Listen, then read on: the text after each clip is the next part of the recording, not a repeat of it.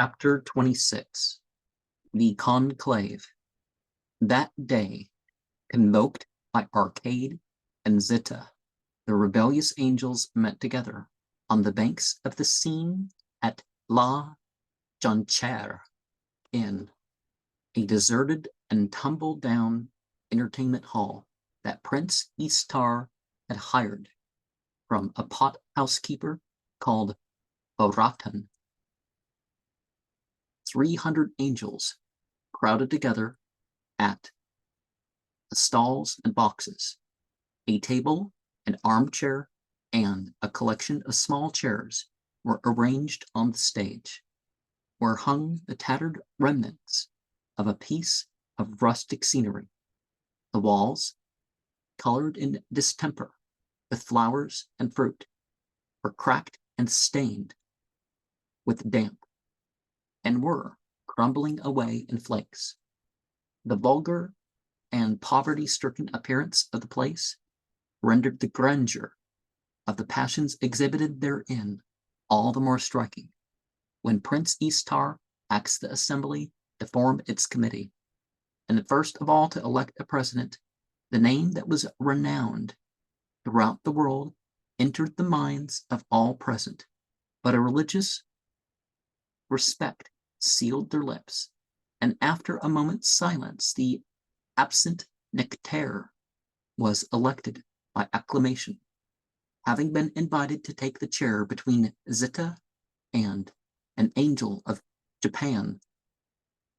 Arcade immediately began as follows: "Sons of heaven, my comrades, you have freed yourselves from the bonds of celestial servitude. You have shaken off the thrall of him called Yahweh, but to whom we should here accord his veritable name of Yaldabaoth, for he is not the creator of the worlds, but merely an ignorant and barbarous demiurge, who having obtained possession of a minute portion of the universe, has therein sown suffering and death.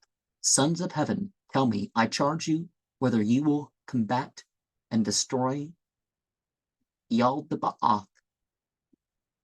All with one voice made answer, "We will." And many, speaking all together, swore they would scale the mountain of Yaldabaoth and hurl down the walls of jasper and porphyry, and plunge the tyrant of heaven into eternal darkness. But a voice of crystal pierced through the sullen murmur. "Tremble, ye impious, sacrilegious madmen. The Lord hath already lifted his dread arm to smite you." It was a loyal angel, with an impulse of faith and love, envying the glory of confessors and martyrs, jealous and eager, like his God himself, to emulate man in the beauty of sacrifice, had flung himself in the midst of the blasphemers, to brave them, to confound them, and to fall beneath their blows. The assembly turned upon him with ferocious unanimity. Those nearest to him overwhelmed him with blows. He continued to cry in a clear, ringing voice, "Glory to God, glory to God, glory to God." A rebel seized him by the neck and strangled his praises of the Almighty in his throat. He was thrown to the ground, trampled underfoot.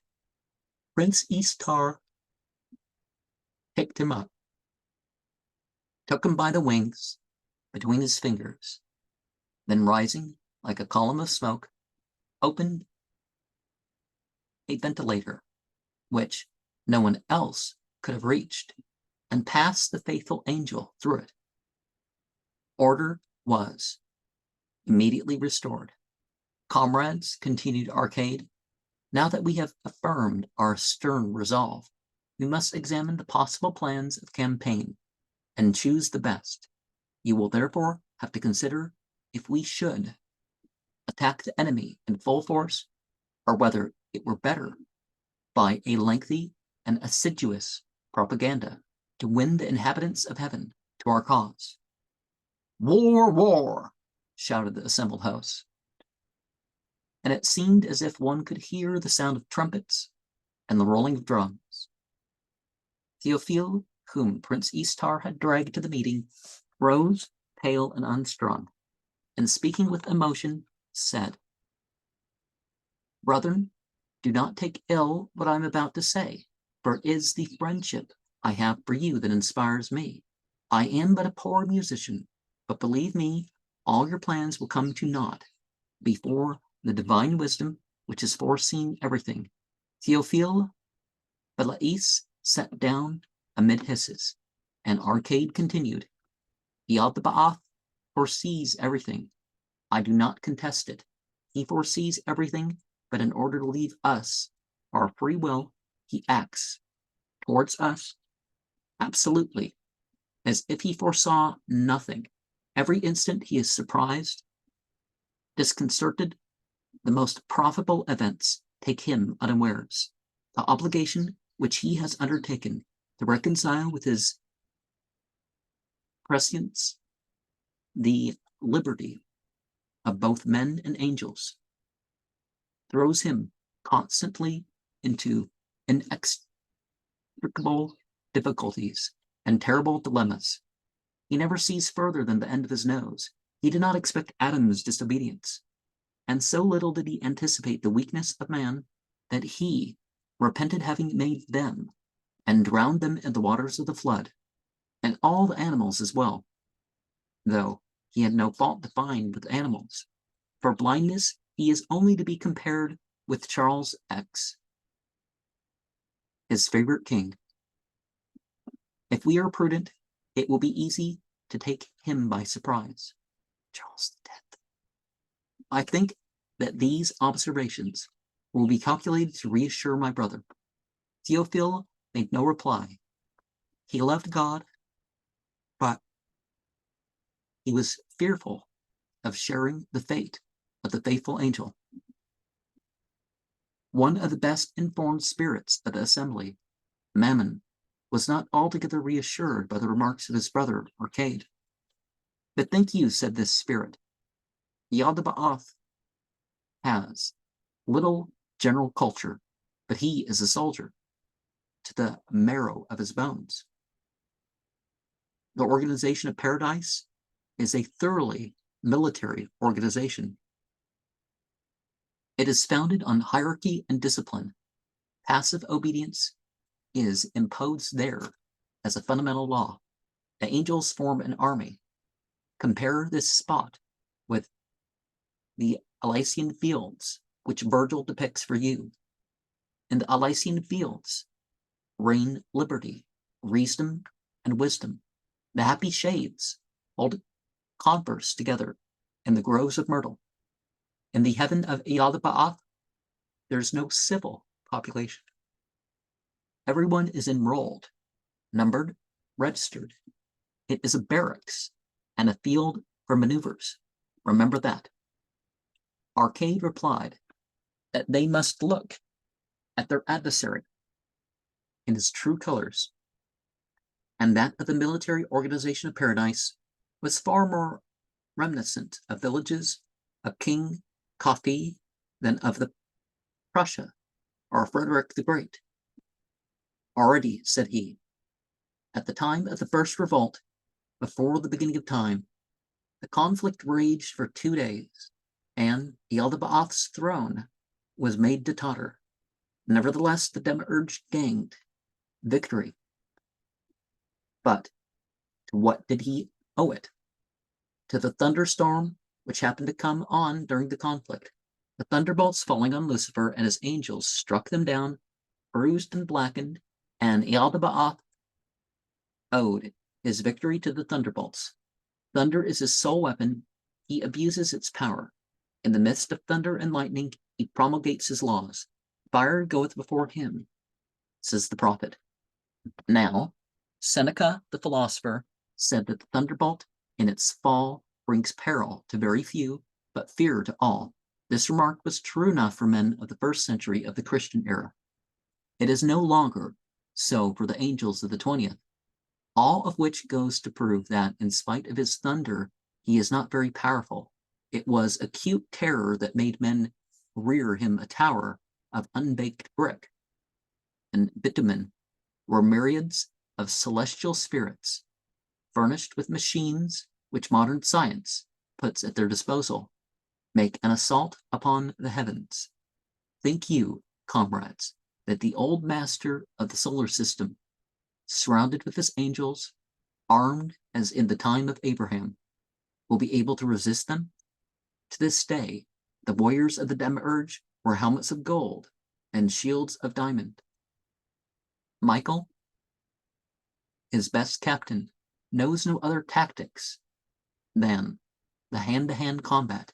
To him, Pharaoh's chariots are still the latest thing, and he has never heard of the Macedonian phalanx. And young Arcade lengthily prolonged the parallel between the armed herds of Yaldabaoth and the intelligent fighting men of the rebel army. Then the question of pecuniary resources arose. Zitta asserted that there was enough money to commence war, that the electrophores were in order, that an initial victory would obtain them credit. The discussion continued amid turbulence and confusion. In this parliament of angels, as in the synods of men, empty words flowed in abundance. Disturbances grew more violent and more frequent as the time for putting the resolution drew near. It was beyond question that the supreme command would be entrusted to him who had first raised the flag of revolt. But as everyone aspired to act as Lucifer's lieutenant, each in describing the kind of fighting man to be preferred, drew a portrait of himself. Thus Alcor, the youngest of the rebellious angels, arose and spoke rapidly as follows. In Yaldabaoth's army, happy for us, the officers obtained their posts by seniority. This being the case, there is a little likelihood of the command falling into the hands of a military genius, for men are not made leaders by prolonged habits of obedience, and close attention to minutiae is not a good apprenticeship for the evolution of vast plains of campaign.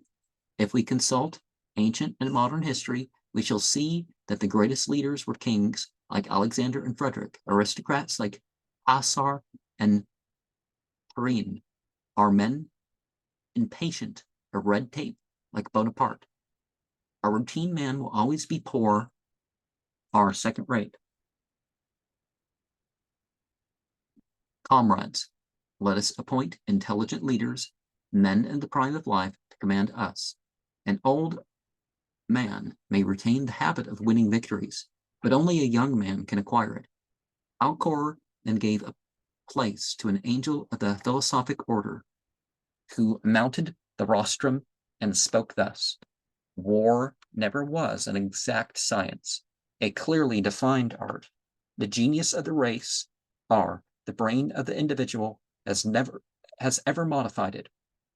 Now how are we to define the qualities necessary for a general in command in the war of the future, where one must consider greater masses and a larger number of movements than the intelligence of man can conceive, the multiplication of technical means by infinitely multiplying the opportunities for mistake, paralysis, the genius of those in command, at a certain stage in the progress of military science, a stage which our models, the Europeans, are about to reach. The cleverest leader and the most ignorant become equalized by reason of their incapacity. Another reason of great modern armaments is that the law of numbers tends to rule with inflexible rigor. It is of course true that 10 angels in revolt are worth more than 10 angels of Yaldabaoth. It is not at all certain that 1,000,000 rebellious angels are worth more than 1,000,000 of Yaldabaoth's angels. Great numbers in war as elsewhere annihilate intelligence and individual superiority in favor of a sort of exceedingly rudimentary collective soul. A buzz of conversation drowned the voice of the philosophic angel, and he concluded his speech in an atmosphere of general indifference. The tribune then resounded with calls to arms and promises of victory. The sword was held up to praise, the sword which defends the right. The triumph of the angels in revolt was celebrated 20 times beforehand. To the plaudits of a delirious crowd, cries of war rose.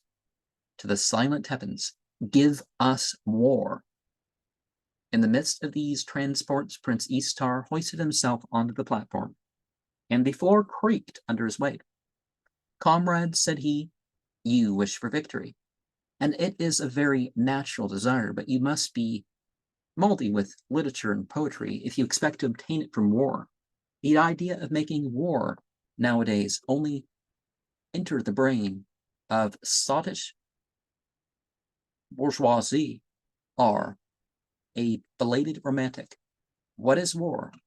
A burlesque masquerade in the midst of which fatuous patriots sing their stupid dithyrambs. Had Napoleon possessed a practical mind, he would not have made war, but he was a dreamer. Intoxicated with opium, you cry, give us war. You are visionaries.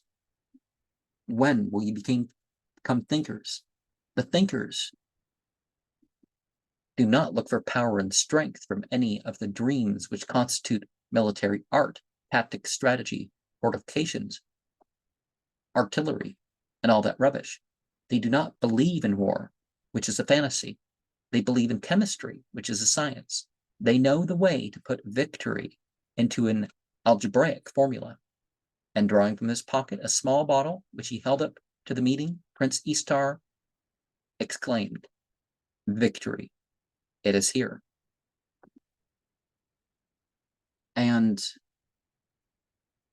we think of this in dimensions, like, is something less than 3 dimensions bigger or smaller? Well, there's, from our view, we can see either, right? And maybe it can go between that sort of thing. Now, calling it the Almighty would mean that it was Almighty, that by itself it could take out all these other ones. So, but the spirit of the loyal angel, as you could say,